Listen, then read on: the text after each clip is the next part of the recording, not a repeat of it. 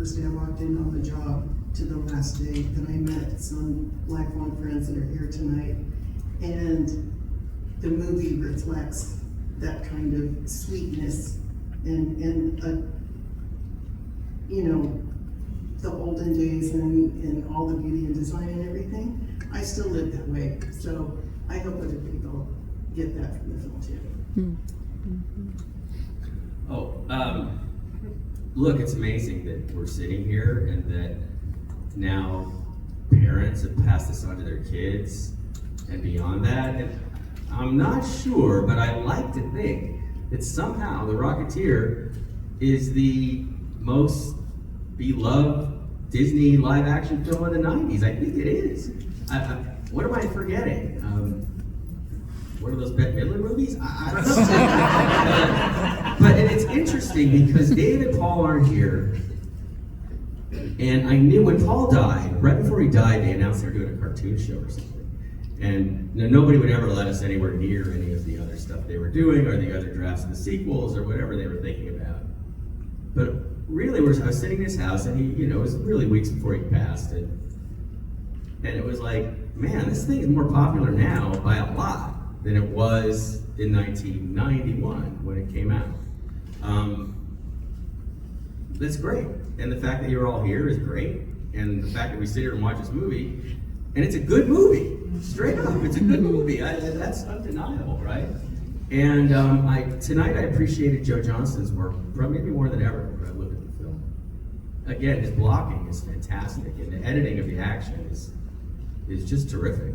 He's also a really good guy, and really cared very much about this. I want to say one other thing we didn't bring up. My recollection is that Dave Stevens was pretty miserable through the entire production because he's a perfectionist.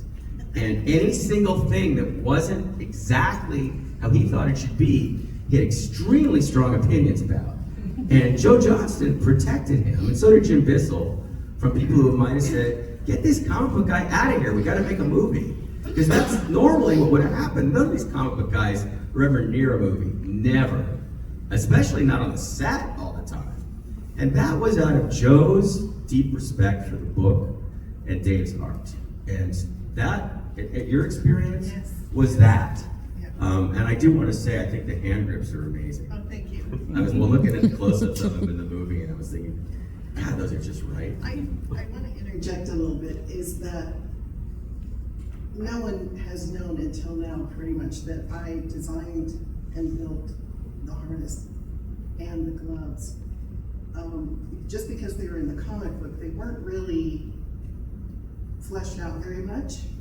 So when I was dealing with Joe and Dave, I was like, this, and this one, and finally I said, okay, so don't we need to run this by somebody like the director, like the art director? And they're looking at me like, little lady, we're right here. And I'm like, oh, that's right.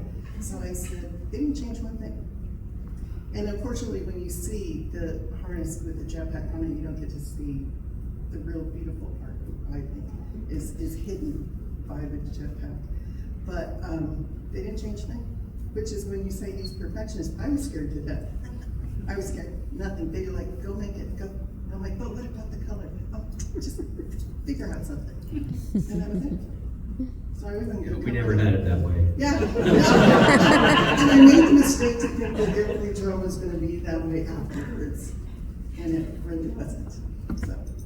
Jennifer, any last words? Any other